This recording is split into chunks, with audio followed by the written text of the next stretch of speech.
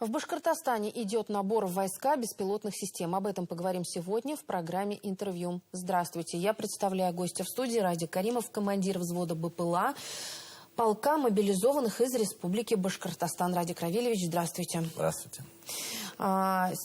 Сегодня вы находитесь, я так понимаю, в отпуске на службе. Сколько уже здесь находитесь в Уфе? Чуть больше недели. Не надоело отдыхать? Нет, конечно. Радик Равильевич, вы начинали свое время как командир мотострелкового взвода. Это, насколько я понимаю, это земля, окопы и так далее. А сейчас вы командуете взводом БПЛА. Вот этот вот переход от земли в небо, условно, если говорить, насколько он получился простым?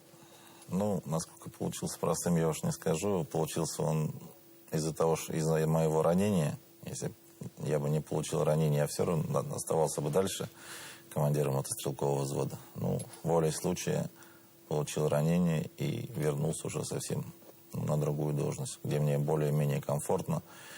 То есть я уже не бегаю по передку, то есть у меня сидячая работа. То есть поэтому пошли ко мне навстречу и предложили вот командовать взводом БПЛА. Поэтому волей случая только я туда сел. А расскажите, насколько сложно было переквалифицироваться? Да, вот здесь я понимаю, что все равно командуете людьми, но тем не менее здесь уже сопряжено с техникой. Ну, я не скажу, что было легко, конечно, но мы постепенно уже, когда я был даже командиром мотострелкового взвода, мы с этим уже сталкивались. Ребята уже потихонечку все это к этому шло. Мы закупали оборудование, мы учились летать, потому что это дополнительно были наши глаза. То есть мы, можно сказать, учились на своих ошибках. Того, чего у нас не было, мы пытались уже идти в ногу со временем. Поэтому немножко было тяжеловато. А так теперь все прекрасно. А если вот вспомнить самое начало, то на СВО вы попали по частичной мобилизации. То есть вы получили повестку. Все правильно? Совершенно верно. Какие мысли были, когда получили повестку? Не было ли такого, вот как быть? Идти, не идти?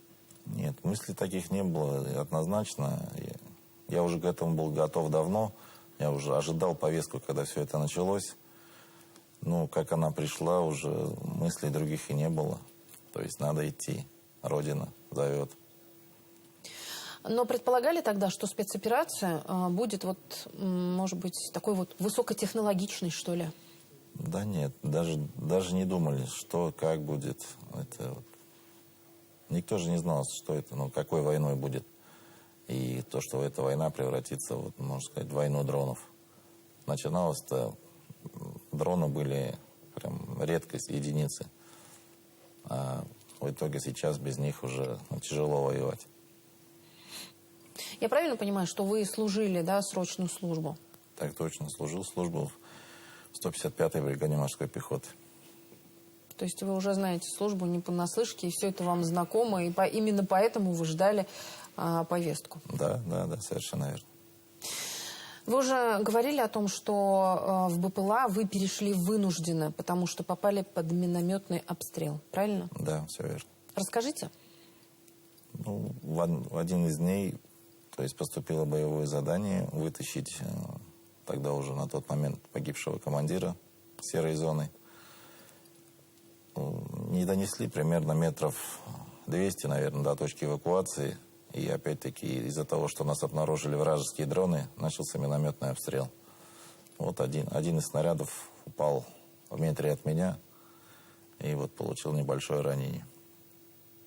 Ну, вы сейчас передвигаетесь с протезом, правильно понимаю? Да, совершенно верно. Год реабилитации, да, был, насколько я понимаю. Как восстанавливались? Чуть меньше года, наверное. Я в феврале получил ранение. В сентябре я уже был в строю. Восстанавливался, да, все, в принципе, было нормально, все шло как надо. Хорошие врачи, хорошие больницы, все своевременно, реабилитация, помогали. Все быстро было. Ну вот вы говорите, что вы в феврале получили ранение, а уже в сентябре снова были в строю. Совершенно верно. Это очень удивляет, вот, по крайней мере, такого человека, как я, который далек, если честно, совсем. Совершенно верно, да. Чуть меньше года даже. Какие мысли были? Вообще вот никто бы вас не осудил, если бы вы не вернулись на СВО сейчас. Да, никто бы не осудил это, естественно, никто бы ничего не сказал, но я себя бы осуждал. Потому что, ну, там мои ребята, которые меня вытащили, которым я обязан жизнью, я их просто не мог бросить. Сказать: все, ребята, давайте, до свидания, я домой. Я не смог так сделать. Я и сейчас с теми же ребятами в одном строю, и им легче, и мне хорошо с ними. А вот скажите, в какой момент вот с февраля по сентябрь вы уже приняли решение, что вы точно вернетесь? Ну, это был, наверное, момент где-то месяца через 4, когда уже ребята говорили уже, они меня подстегивать. Ну что, командир, ты же, говорит, нас не бросишь, ты же, говорит, не такой.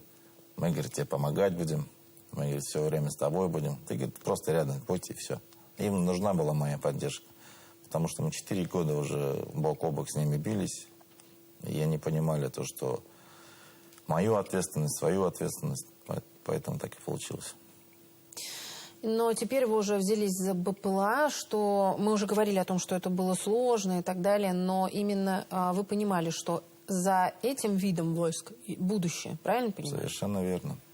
Нынешние реалии таковы, то, что теперь это война дронов, у кого больше дронов, у кого больше глаз в небе, тот и выигрывает эту войну. То есть все от этого теперь зависит.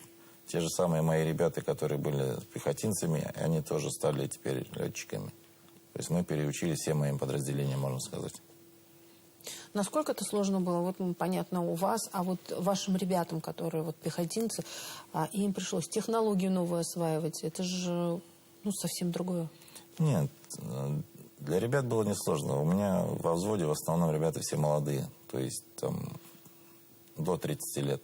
А они все недавно только слезли с компьютеров, они умеют с ними обращаться, с джойстиками, играли в свое время. То есть для них это было нормально. Потому что, если не идти в ногу со временем, будет все равно тяжело. Они это понимали, и все учились. Кто-то кому-то помогал, и так сколотили команду новую. То есть вот эта вот фраза, которая часто так встречается от геймера до военного специалиста, до бойца СВО, в принципе, это правда? Да, конечно. Навыки геймеров для нас это самое. Это моторика рук, это реакция, это умение управлять джойстиками. Это вот в нынешнее время, как бы это с одной стороны не смешно звучало, но это да, это помогает. Это помогает выигрывать. Операторы БПЛА, вот где они находятся? Сейчас при наборе в войска беспилотных систем говорят, что они не могут находиться близко к ленточке. Да? Операторы же тоже разные бывают. То есть, смотря на чем они летают, и есть разведывательные дроны, есть ударные дроны. То есть, они находятся правильно, не совсем близко к ЛБС. То есть, не буду уже говорить сколько, но в отдаленности.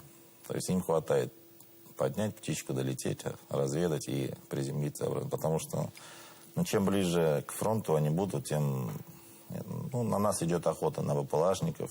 То есть, если у противника, то есть уничтожить расчет БПЛА, это самый большой плюс для них. То есть даже не техника, даже не обычная живая сила, расчеты БПЛА. И у нас такая же ситуация. Мы охотимся тоже на них. Хватает ли дронов? Как сказать. Теперь уже в нынешнее время дронов начало хватать, да, нам уже поставляют. И Министерство обороны уже обеспечение становится намного лучше. То есть с каждым днем. Без этого, правительство тоже понимает. И Министерство обороны просто уже делается упор на это. Просто если не будет дронов, то и вперед мы не будем идти. Сейчас, когда появляются новички, берете кого-то в себе, в свое подразделение, кого-то нового, может быть, как помогаете? Да, конечно, берем. Берем молодых в основном. И потери бывают, к сожалению. Пополняем свой взвод. Помогаем, обучаем. Уже те же самые бывалые ребята уже берут все в свои руки и делают себе замену. То есть, чтобы в любом случае даже ротация была, чтобы они выходили отдыхать неделю на неделю. Поэтому берем, учим, конечно. Если наверняка есть какие-то льготы, какие-то... все ли своевременно поступает? Я сейчас и о выплатах, и о, может быть, каких-то премиях за какие-то, может быть, взятые расчеты и так далее. Ну, льготы они есть, да. Теперь буквально недавно у нас ввели бальную систему. Там есть такое, то, что за поражение начисляются баллы за поражение техники, живой силы, за расчеты БПЛА. Потом это все суммируется, ну, представляется докладами, рапортами и идет прибавка к зарплате. Хоть небольшая, но есть. Это дополнительный стимул, дополнительный бонус для ребят. Лишним никогда не бывает. Ну и в целом, когда помогает ли ваше отсутствие близким, семьям? Поддержка от государства, поддержка от Министерства обороны для семей и от администрации очень большая идет. Как бы насчет этого никто никогда не жаловался, проблем нет. Очень хорошо помогают, понимая то, что мы там. И семья всегда под присмотром, и семья, и дети, и родители. Всем всевозможно помогают. За это огромное спасибо.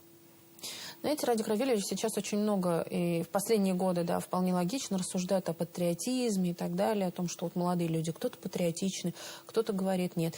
Вот вы 4 года уже на СВО. Скажите, вот поменялось как-то вот ваше видение именно изнутри?